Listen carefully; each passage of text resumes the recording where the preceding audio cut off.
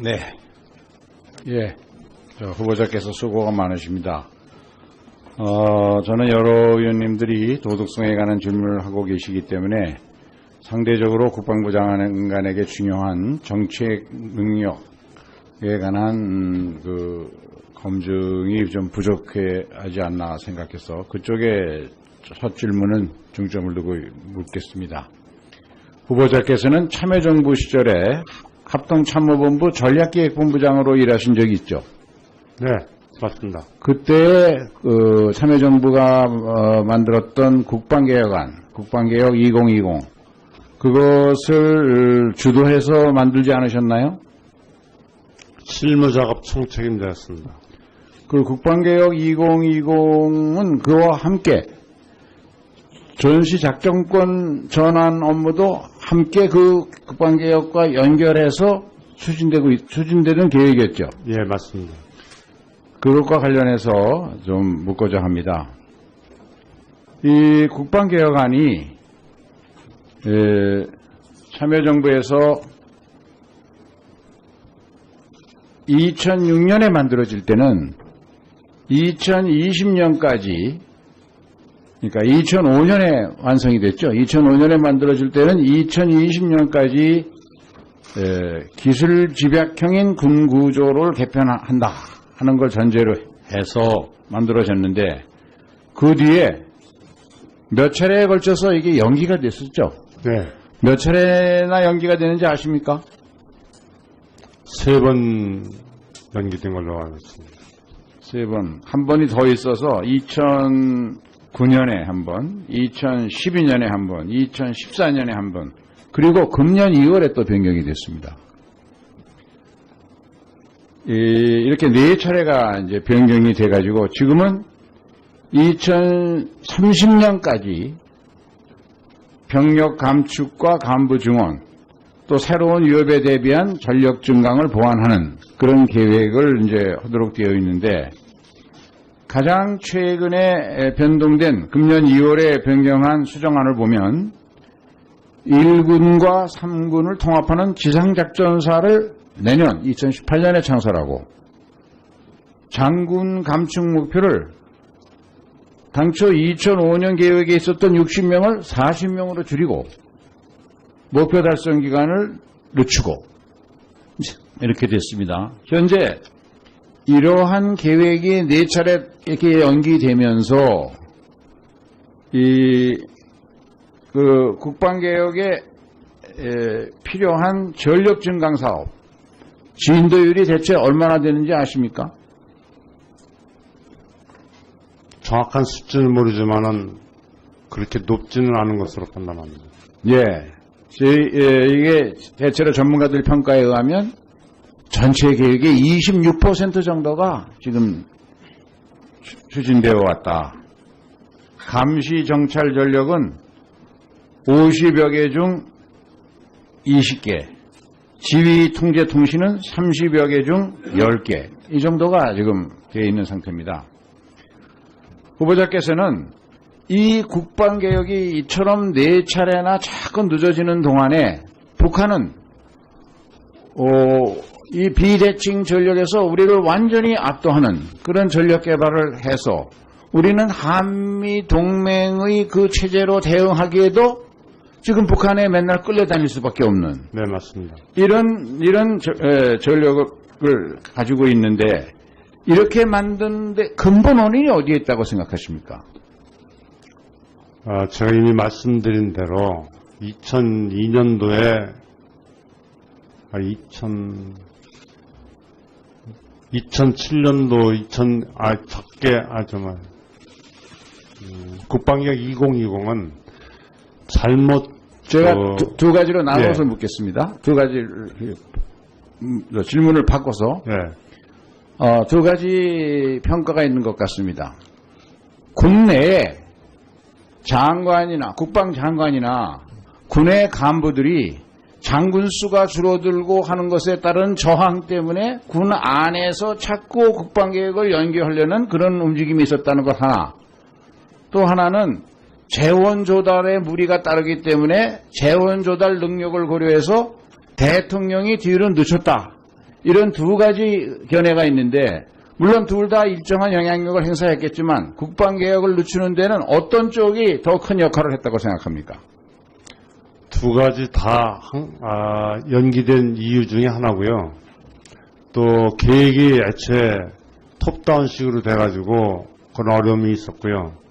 또 한 가지 더 한다면은 한미 전자권 문제하고 같이 얽혀가지고 또 어렵게 됐고요. 예, 그다음에 그래서 제일 중요한 것은 한마디만 말씀드리겠습니다. 네, 어떻게 싸울 것인가 여기에 기초를 하지 않고 병력을 어떻게 줄일 것인가 부대를 어떻게 줄일 것인가 여기에서 시작했기 때문에 필연적으로 그런 현상이 일어날 수밖에 없었습니다. 예. 그래서 만일 후보자께서 장관으로 임명을 받으시면은 현재의 그 국방개혁 금년 2월에 변경된 이 국방개혁 수정안을 추진할 생각입니까? 안 그러면 그거보다 더 늦출 겁니까? 아니면 앞당겨서 추진하실 생각입니까? 좋은 질문해 주셔서 감사합니다.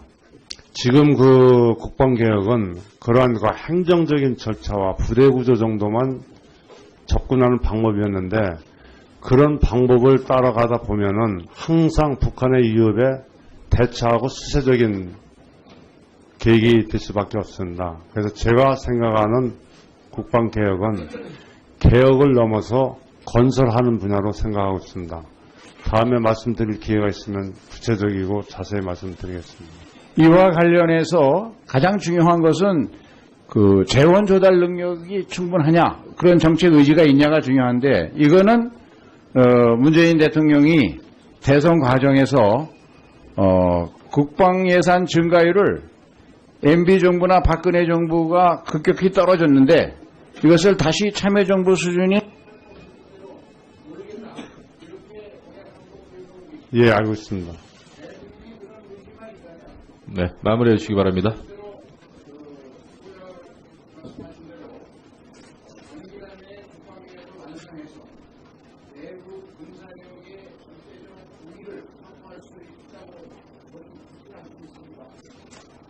제가 전략계획 본부장 할 때에 그 전력 투자비와 운영 유지비 비율이 34대 66 정도 됐습니다. 이번에 후보자로 지명받고 현황을 파악해보니 30대 70으로 전력 투자비는 오히려 줄었습니다. 왜냐 하면은 경상 유지비 쪽에 부대 장병들이 사기와 복지에 많이 투입하다 보니까 전체적인 국방 예산은 늘었지만 오히려 전력 투자비는 비율이 줄었습니다. 그래서 제가 생각하는 국방 개혁은 국방 건설 입장에서 국민들이 저 정도는 돼야 북한한테 끌려가지 않고 저 정도는 돼야 주변국으로부터 참여할 수 있는 무시당하지 않는 이런 국력을 가질 수 있겠구나 하는 차원에서 접근을 하려고 하고 있습니다. 네. 따라서 예산 문제를 말씀드렸는데 잠깐만 말씀드리면 어떤 기간 내에 그것이 안 된다 하면 전력 건설도 BTL 방법을 사용해서 일정 예산을 확보하는 그러면 정권이 바뀐다거나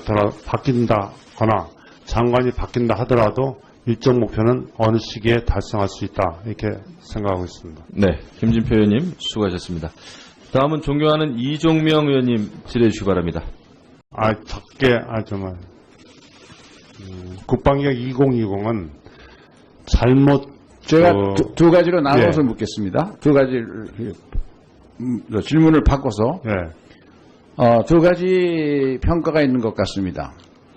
국내에 장관이나 국방장관이나 군의 간부들이 장군 수가 줄어들고 하는 것에 따른 저항 때문에 군 안에서 자꾸 국방개혁을 연기하려는 그런 움직임이 있었다는 것 하나. 또 하나는 재원 조달에 무리가 따르기 때문에 재원 조달 능력을 고려해서 대통령이 뒤로 늦췄다. 이런 두 가지 견해가 있는데 물론 둘 다 일정한 영향력을 행사했겠지만 국방개혁을 늦추는 데는 어떤 쪽이 더 큰 역할을 했다고 생각합니까? 두 가지 다 연기된 이유 중에 하나고요. 또 계획이 애초에 톱다운식으로 돼가지고 그런 어려움이 있었고요. 또 한 가지 더 한다면은 한미 전자권 문제하고 같이 얽혀가지고 또 어렵게 됐고요.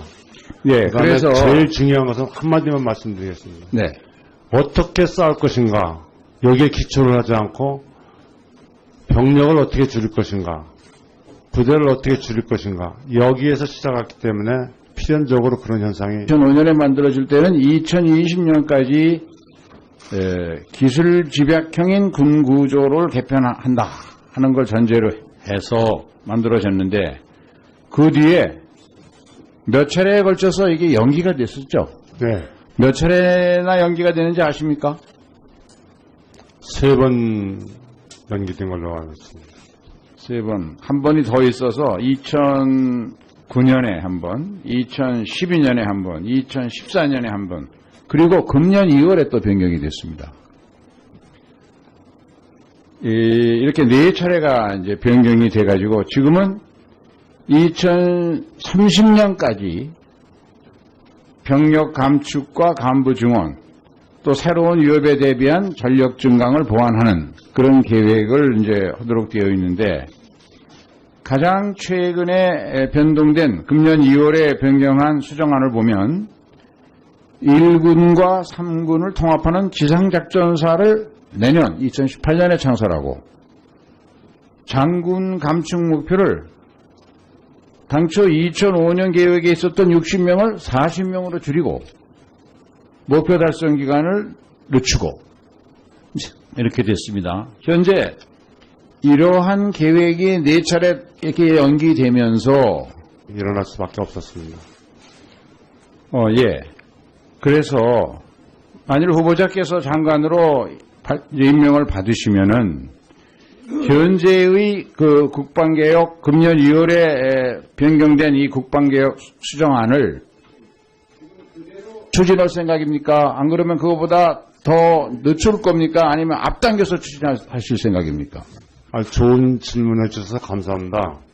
지금 그 국방개혁은 그러한 그 행정적인 절차와 부대 구조 정도만 접근하는 방법이었는데 그런 방법을 따라가다 보면은 항상 북한의 위협에 대처하고 수세적인 계획이 될 수밖에 없습니다. 그래서 제가 생각하는 국방개혁은 개혁을 넘어서 건설하는 분야로 생각하고 있습니다.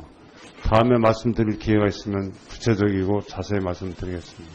이와 관련해서 가장 중요한 것은 그 재원 조달 능력이 충분하냐 그런 정책 의지가 있냐가 중요한데 이거는 문재인 대통령이 대선 과정에서 국방 예산 증가율을 MB 정부나 박근혜 정부가 급격히 떨어졌는데 이것을 다시 참여정부 수준이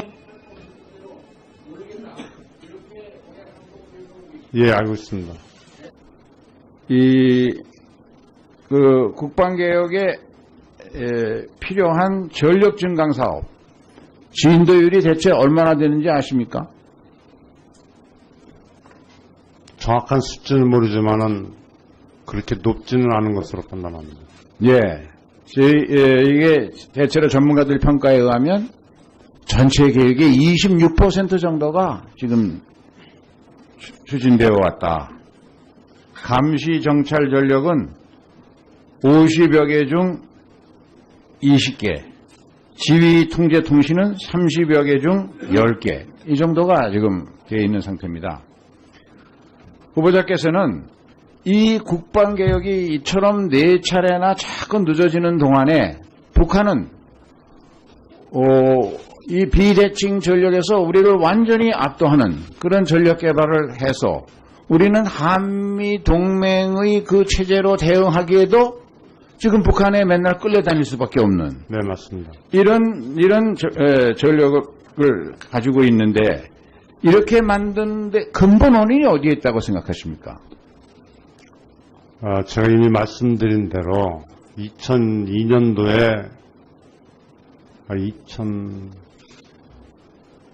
2007년도 네. 예. 후보자께서 수고가 많으십니다.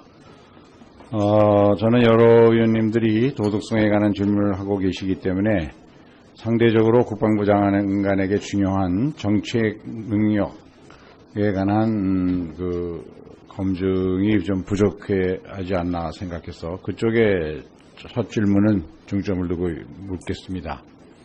후보자께서는 참여정부 시절에 합동참모본부 전략기획본부장으로 일하신 적이 있죠. 네, 맞습니다. 그때 그 참여정부가 만들었던 국방개혁안, 국방개혁 2020 그것을 주도해서 만들지 않으셨나요? 실무작업 총책임자였습니다.